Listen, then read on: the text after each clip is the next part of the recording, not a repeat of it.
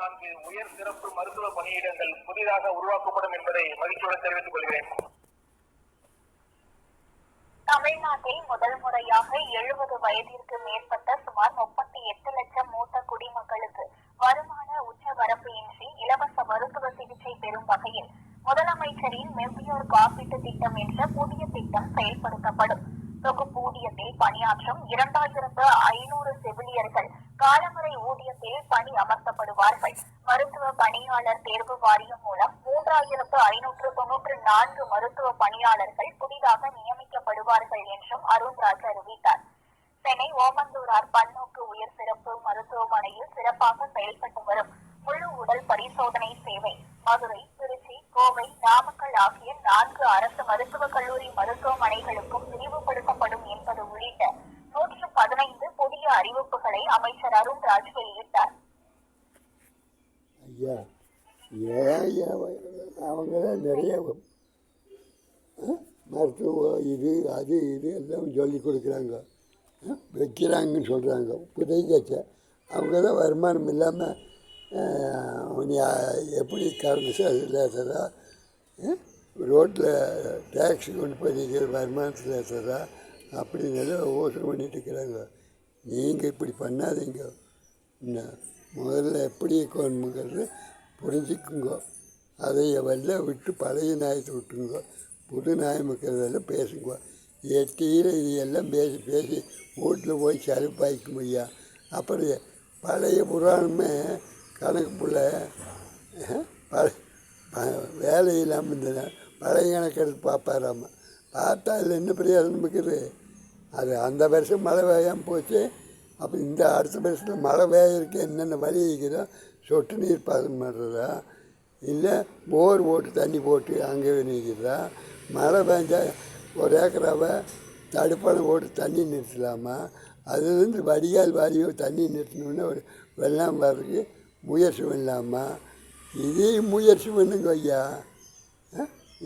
வாரா ரேஷனுக்கு திமுகக்காரரு அது பேசக்கூடாது, அது நியாயத்தனுக்கு வேண்டாம். ஆனால் ரேஷனுக்கு வெளிநாட்டிலேருந்து பருப்பு வாங்கிக்கிறீங்க அப்படின்னு இப்போ ஒரு மந்திரி பேசுகிறாரு.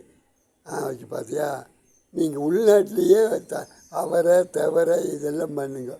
இப்போ நாட்டு வைத்தியத்துக்காரர் என்ன சொல்கிறாருன்னா, நம்மளுக்கு 9 ஓட்டை இருக்குது, அது உள்ளே கேட்டு வேலை உடம்புக்குள்ளே எத்தனை கேட்டு வேலை அடைச்சி வச்சுருக்கேன் தெரியுமா? சோறு சாப்பிட்டு விடுனா ஆப்புன்றதுக்கு ஒரு கேட்டு வேலை இருக்குது போதும்னு. இல்லைன்னா அவன் தாடி போல் வகுறு, ஊசி போல் தொண்டை, அப்படியெல்லாம்.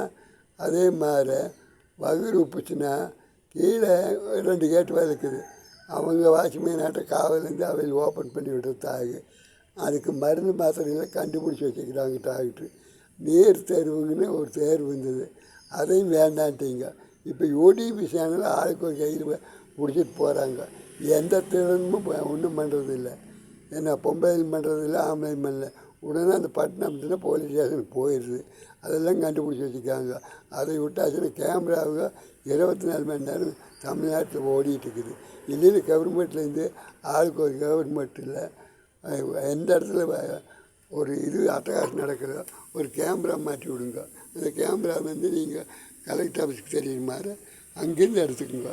இப்படி எல்லாம் இருக்குது. ரோட்டில் ஆக்சிடெண்ட் ஆகுது, யார் மேலே ஃபால்ட் இருக்குது, இந்த வக்கீல் அங்கே பிடிச்சிருக்கீங்க பிடிச்சிருக்கு, அந்த ஆக்சிடெண்ட் ஆகிறது தெரியுமோ இல்லையோ, அதுக்கு கேமரா மாட்டுங்க. இதெல்லாம் பல கேமராக்குள்ளேயும் போயிடு. இப்போது நாங்கள் 300 ரூபா கொடுத்து ஒரு மாதத்துக்கெல்லாம் யூடிபி சேனல் பார்க்குறோம். எங்களுக்கு வருமானத்தை கொஞ்சம் கம்மி பண்ணுங்களா? அது பிஎல்எஸ் சேனல்காரன் கம்மி பண்ணுறோம்ங்கிறா. அவனுக்கு கம்பம் ஊட்டிக்கு ஒன்று தான் போகுது, மலைப்பிரதேசத்துக்கு பிஎல் சேனல். அதே மோடி என்ன பண்ணுறாரு, இவர் ஏர்செல்லு, வோடாஃபோனு, இது இன்னொரு இது அந்த ஃபோனு 3 கம்பெனிக்காரன் பேட்டு வச்சு எங்களுக்கு 300 ரூபா வாங்குகிறான்.